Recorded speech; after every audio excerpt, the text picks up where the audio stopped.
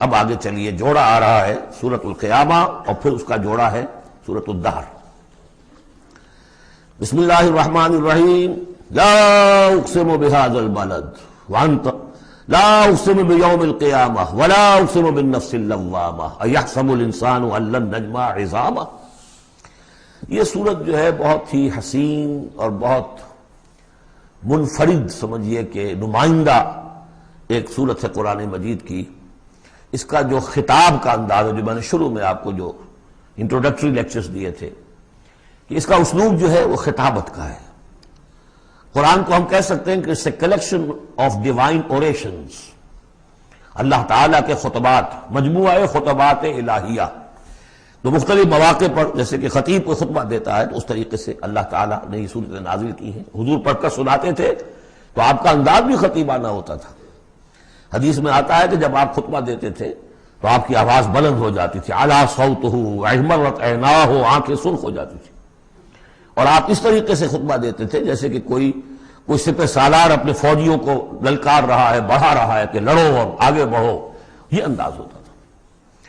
تو اس طرح کا خطبہ اس میں آپ دیکھیں گے ابھی بات ایک طرف ہو رہی ہے، ابھی کسی اور طرف ہو گئی، کبھی کسی تحویل الخطاب، اس کے لیے بہت، پھر یہ کہ 4-6 آیتیں آئیں گی ایک خاص قسم کے آہنگ میں، خاص قسم کے قوافی تو ہم کو نہیں کہنا چاہیے، تو یہ آتے ہیں، وہی انہی حروف پر صورتیں ختم ہو رہی ہیں، وہی سٹائل ہے، پھر کوئی سٹائل بدلے گا، پھر 4-6 صورتیں اس دوسرے انداز کی ہوگی، پھر 4-6 تیسرے انداز کی ہوگی۔ تو یہ آپ صورت جو ہے فصاحت و بلاغت میں بھی فلو بے انتہا ہے، اور خطیبانہ انداز، اور اس میں تحویل الخطاب۔ پس منظر میں کیا ہے کہ وہ لوگ ہیں کہ جو انکار کریں کوئی قیامت نہیں ہو سکتی، کیسے ممکن ہے کہ جبکہ انسان مر چکے ہوں گے اور مٹی ہو جائیں گے پھر اٹھا دیا جائے، یہ ممکن نہیں ہے۔ تو اس کا جواب ہے جو دیا جا رہا ہے، لا اقسم بیوم القیامہ۔ لا یہاں پر ان کے خیالات کی نفی نہیں، میں قسم کھاتا ہوں قیامت کے دن کی۔ تمہیں شک ہے اور مجھے اتنا یقین ہے کہ میں قسم کھا رہا ہوں قیامت کے دن کی۔ ولا، اور پھر نہیں، اقسم بالنفس اللوامہ، میں قسم کھاتا ہوں نفس لوامہ کی۔ نفس لوامہ کون سا نفس انسان میں جسے ہم ضمیر کہتے ہیں، کانشنس، ملامت کرنے والا دل۔ مائی کانشنس از بائٹنگ می، میرا ضمیر مجھے ملامت کر رہا ہے۔ کوئی آپ برا کام کرتے ہیں تو ضمیر اندر سے کوئی شے ہے، تو کیوں ہے یہ؟ اگر کوئی نیکی نہیں، بدی نہیں، تو یہ اندر کی خرش کیوں ہو جاتی ہے؟ اور اگر یہ نیکی ہے اور بدی ہے تو کوئی اس کا نتیجہ نکلنا چاہیے کہ نہیں؟ یعنی پہلی آیت جو ہے وہ تو اسی طرح کی ہے جیسے سورہ تغابن میں ہم نے پڑھا تھا، قل بلا وربی لتبعثن ثم لتنبؤن بما عملتم۔ اس میں دلیل کوئی نہیں ہے، اذعان ہے، ایک شخص اپنے یقین کو دلیل کے طور پر پیش کر رہا ہے، اور یہ اس پر سارا دار و مدار ہے کون شخص ہے؟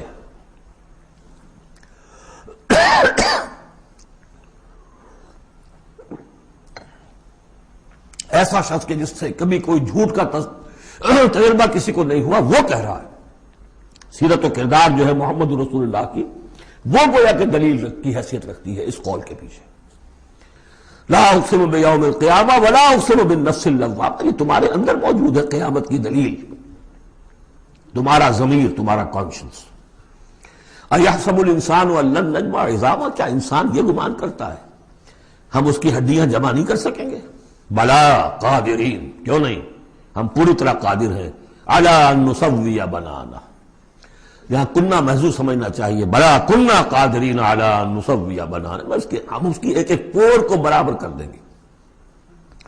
بل یرید الانسان لیفجر امامہ، اصل سبب جو ہے آخرت کے انکار کا وہ یہ ہے کہ انسان چاہتا ہے کہ فسق و فجور جس کا عادی ہو گیا اسے جاری رکھے، حرام خوری چھوڑنی نہیں، جس عیش کا خوگر ہو گیا ہوں اس کو چھوڑ نہیں سکتا، قیامت کو مانوں گا تو پھر دیکھنا پڑے گا کیا غلط ہے، کیا صحیح ہے، کیا جائز ہے، کیا ناجائز ہے۔ اس لیے جیسے کہ بلی کو دیکھ کر کبوتر آنکھ بند کر لے، اب ظاہر بات ہے کہ وہ بلی تو نہیں ختم ہو جائے گی، در حقیقت یہ قیامت سے آنکھیں چراتے ہیں، آنکھیں بند کر رہے ہیں، اس لیے کہ انہیں پتا ہے کہ ہم نے کیا آگے بھیجا ہے اور آگے بھی کرنے کا وہی ارادہ ہے۔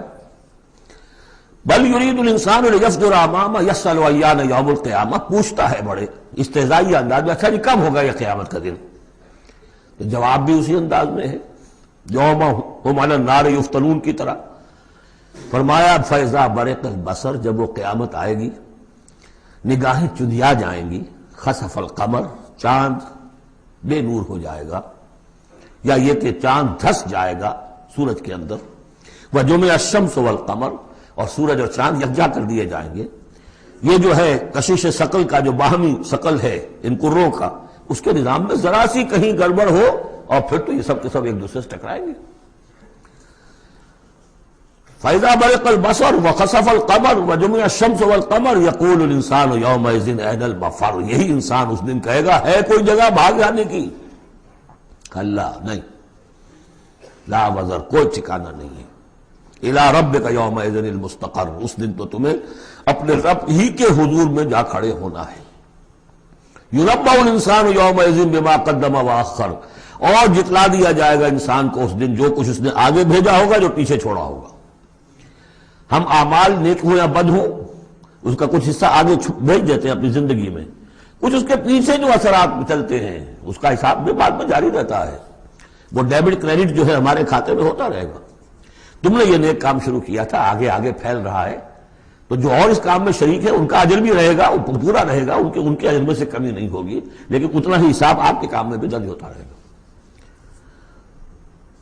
اسی طریقے سے کسی نے برا کام شروع کیا تھا، ادھر تک جہاں تک اس کے اثرات جائیں گے تو انسان کو بتا دیا جائے گا یہ تو آپ نے اپنی موت سے پہلے آگے ہی بھیج دیا تھا، یہ تو آپ کے وہ اعمال ہیں، اور یہ ذرا وہ ہے پیچھے اس کے جو اثرات ہیں۔ بل الانسان علی نفسہ بصیرہ، اور انسان کو تو جتلانے کی ضرورت بھی نہیں ہوگی کہ بتایا جائے، ہر انسان کو خود معلوم ہوگا کہ میں کتنے پانی میں ہوں۔ انسان اپنے نفس پر خود بصیرت رکھتا ہے۔ وَلَوْ أَلْقَىٰ مَعَاذِيرَ، چاہے کتنے ہی وہ بہانے پیش کرے۔ ہوتا ہے کہ انسان کو شخص جو ہے بڑا چرب زبان ہے اور وہ اپنے آپ کو بالکل ریشنلائز کر لیتا ہے اپنے طرز عمل کو، میں نے ٹھیک کیا، صحیح کیا، کوئی غلط بات نہیں ہے، کوئی عذرات موجود ہیں، تو معترضین کی تو زبان بند ہو جاتی ہے، اب کچھ نہیں کہہ سکتے، لیکن یہ کہ اس کا دل اس کو بتا رہا ہوتا ہے کہ تو جھوٹا ہے۔ بل الانسان علی نفسہ بصیرہ ولو القیٰ معاذیرہ لا تحرک بہ لسانک لتعجل بہ، عجلت والا مضمون یہ بالکل ابتدا میں یہاں آیا تھا۔ اے نبی آپ اس قرآن کے، اب دیکھیے اب گفتگو حضور سے شروع ہو گئی۔ ابھی تک انسان جو منکرین تھے ان کی بات ہو رہی تھی، شروع میں امامہ، عظامہ، قیامہ، اور اس کے بعد بصر، قمر، مفر، وزر، مستقر، ابھی پھر اس کے بعد بصیرہ، معاذیرہ، اب اس کے بعد اور بدل رہے ہیں۔ لا تحرک بہ لسانک لتعجل بہ، آپ اس قرآن کے ذریعے سے اپنی قرآن کے ساتھ اپنی زبان کو تیزی سے حرکت نہ دیں کہ جلدی سے آپ اس کو یاد کر لیں۔ ان علینا جمعہ وقرآنہ، ہمارے ذمے ہے اس کو جمع کر دینا اور پڑھوا دینا۔ جمع بھی کر دینا کہ اس میں سے کوئی حصہ جو ہے آپ بھولے نہیں، اور قرآن بھی اس کی ترتیب بھی ہم بتاتے جائیں گے کہ اب جو وحی آئی ہے اس کو کہاں رکھنا ہے، تاکہ اس کی ترتیب معین ہو جائے۔ فَإِذَا قَرَأْنَاهُ فَاتَّبِعْ قُرْآنَهُ، پھر جب ہم پڑھوائیں اس کو جس ترتیب سے، اسی کی پیروی کیجیے گا۔ یہ ترتیب وہ ہے ترتیب مصحف جس کے تحت کے قرآن مرتب کیا گیا، اور ہم مانتے ہیں کہ یہ ترتیب نزول کی نہیں ہے، نزول کے ساتھ ہی اللہ تعالیٰ کا حکم آتا تھا کہ اب یہ وہی فلاں جگہ ہوگی۔ ثُمَّ إِنَّ عَلَيْنَا بَيَانَهُ، پھر ہمارے ذمے ہے اس کو واضح کر دینا بھی، جیسے کہ ہم دیکھ چکے ہیں قرآن مجید کی تبیین کرتا ہے۔ سورہ نساء میں دو احکام کے بارے میں آئے گا، یستفتونک، اور حالانکہ وہ حکم آ چکا ہے سورہ نساء میں پہلے، لیکن لوگوں نے سوال کیا تو قل اللہ یفتیکم فی الکلالہ، تو جاؤ اللہ واضح کر دیتا ہے، تم بولا ابھی واضح نہیں ہوئی کلالہ کی بات، لوگ وعدہ کر دیتا ہے۔ تو قرآن کے اندر بھی بعد میں واضح کر دی گئی چیزیں، اور یہ کہ پھر حدیث جو ہے سب سے بڑی شے ہے کہ جو اس کی بیان کرنے والی ہے۔ جو انزلنا الیک الذکر لتبین للناس ما نزل الیہم، یہ ذکر ہم نے اے محمد آپ پر نازل کیا ہے تاکہ آپ واضح کریں اس کو ان لوگوں کے لیے جن کے لیے ہم نے اسے نازل کیا ہے۔ نازل آپ پر کیا ہے، صرف آپ کے لیے تو نہیں کیا ہے آپ پر، نازل کیا ہے لوگوں کے لیے۔ اب ان کو واضح کرنا، اس کے اندر کہیں اگر کوئی اشکال ہو تو اسے حل کرنا، کہیں کوئی اگر اجمال ہے تو اس کی تفصیل بیان کرنا، یہ آپ کا کام۔ کلا بل تحبون العاجلہ، کوئی نہیں، تمہارا اصل مرض یہ ہے کہ تم عاجلہ سے محبت کرتے ہو، یہ اس دنیا کی زندگی سے محبت کرتے ہو۔ دیکھیے اب پھر خطاب شروع ہو گیا کفار سے۔ وتذرون الآخرہ، اور آخرت کو تم چھوڑ دیتے ہو، نظر انداز کر دیتے ہو۔ وجوہ یومئذ ناظرہ، حالانکہ بہت سے چہرے اس دن ہوں گے تر و تازہ، میدان قیامت میں کھڑے ہوں گے تو جیسے اسکول چلڈرن کھڑے ہوتے ہیں اپنا رزلٹ سننے کے لیے، تو بعضوں کے چہرے کھلے ہوتے ہیں، پہلے سے معلوم ہے انہیں کیا کچھ کر کے آئے تھے، اور بعض کے چہروں کے اوپر دھواں ہے، اس لیے ہے کہ انہیں پتا ہے کہ کیا ہی کچھ نہیں تھا، فیل تو ہونا ہی ہونا۔ تو چاہے اب رزلٹ ڈکلیئر نہیں ہوا، رزلٹ ان کے چہروں پر لکھا ہوا ہے۔ تو وجوہ یومئذ ناظرہ، بہت سے چہرے ہوں گے تر و تازہ، الی ربہا ناظرہ، اپنے رب کی طرف دیکھتے ہوئے۔ اس میں بعض لوگوں نے یہ کہا ہے کہ ناظرہ سے مراد ہے انتظار کر رہے ہوں گے اپنے رب کی رحمت کا، اس لیے کہ رویت باری تعالیٰ جو ہے وہ تو ممکن نہیں ہے کہ میدان حشر میں ہو جائے، لیکن میرے نزدیک انہی حضرات کی رائے زیادہ صائب ہے جو سمجھتے ہیں کہ رویت ہوگی۔ اہل ایمان کو عین میدان حشر میں بھی ایک درجے کی رویت باری تعالیٰ سے مشرف کیا جائے گا۔ یہ مضمون آ جائے گا سورہ مطففین میں، واضح ہو جائے گا۔ اس کے برعکس وجوہ یومئذ باسرہ، بہت سے چہرے ہوں گے اس روز سوکھے ہوئے، اترے ہوئے، اداس، تظن ان یفعل بہا فاقرہ، ان کو یقین ہوگا کہ اب ان کے ساتھ وہ سلوک ہوگا جو ان کی ریڑھ کی ہڈیاں توڑ کے رکھ دے گا۔ کلا اذا بلغت التراقی، اب ایک نقشہ دکھایا جا رہا ہے، ایک تو بڑی قیامت ہے، فاذا برق البصر وخسف القمر وجمع الشمس والقمر یقول الانسان یومئذ این المفر۔ ایک تو وہ ایک قیامت ہے جو فرد کی قیامت ہے، موت جب آتی ہے، قیامت صغریٰ۔ کلا اذا بلغت التراقی، جب یہ جان آ کے پھنس جاتی ہے ہنسلیوں میں۔ وقیل من راق، کہا جاتا ہے کوئی جھاڑ پھونک کرنے والا۔ بڑے بڑے ریشنلسٹ بھی اس مرحلے پر آ کر، بابا ڈاکٹروں نے جواب دے دیا، حکیموں نے جواب دے دیا، چلو کوئی تعویذ گنڈا کچھ ہو، کہیں سے کوئی جھاڑ پھونک کوئی تو ہو، کسی طریقے سے ہو، تو آخری درجے میں وہ بھی انسان چیخ پکار کر لیتا ہے۔ قیل من راق، ہے کوئی جھاڑ پھونک کرنے والا۔ وظن انہ الفراق، اور گمان ہو گیا اس کو کہ اب تو فراق ہے، جانا ہے، یہ گھر بھی چھوڑنا ہے جو بڑے چاؤ سے بنایا تھا، اور یہ آل اولاد کو بھی چھوڑ کر جانا ہے۔ والتفت الساق بالساق، اور وہ جو جان کندنی کا عالم ہوتا ہے تو پنڈلی پنڈلی سے لپٹ رہی ہے، جان نکلنی شروع ہوتی ہے جسم کے نچلے حصے سے۔ الی ربک یومئذ المساق، اس دن تو تمہیں اپنے رب ہی کی طرف دھکیلے جانا ہے۔ پھر بدل گئے قوافی، فلا صدق ولا صلی، تو نہ اس نے تصدیق کی نہ نماز پڑھی، ولکن کذب وتولی، بلکہ جھٹلا دیا اور پیٹھ موڑ لی۔ تصویر لفظی ہے جو نقشہ اس وقت ہوتا تھا۔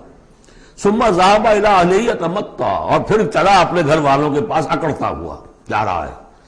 حضور کی بات کو تو نظر انداز کر دیا، امشو، چلو چلو یہاں سے، وَاصْبِرُوا عَلَىٰ آلِهَتِكُمْ، صبر کرو، جا کے جمے رہو اپنے آلہہ پر۔ ذهب الى اهله يتمطى، اولى لك فاولى ثم اولى لك فاولى، افسوس ہے تجھ پر، اور افسوس ہے تجھ پر، اور پھر افسوس ہے تجھ پر، اور پھر افسوس ہے تجھ پر۔ اَيَحْسَبُ الْإِنسَانُ أَن يُتْرَكَ سُدًى، کیا انسان یہ سمجھتا ہے کہ اسے یوں ہی چھوڑ دیا جائے گا، کوئی باز پرس نہیں، کوئی حساب کتاب نہیں، کوئی جواب طلبی نہیں، کوئی اجر نہیں، کوئی سزا نہیں، کوئی جزا نہیں۔ أَلَمْ يَكُنْ نُطْفَةً مِّن مَّنِيٍّ يُمْنَىٰ، کیا نہیں تھا وہ ایک گندے پانی کی بوند جو ٹپکائی گئی۔ ثُمَّ كَانَ عَلَقًا، پھر وہ ایک جوک کے مانند تھا کہ جو رحم مادر کی دیوار کے ساتھ چمٹی ہوئی تھی۔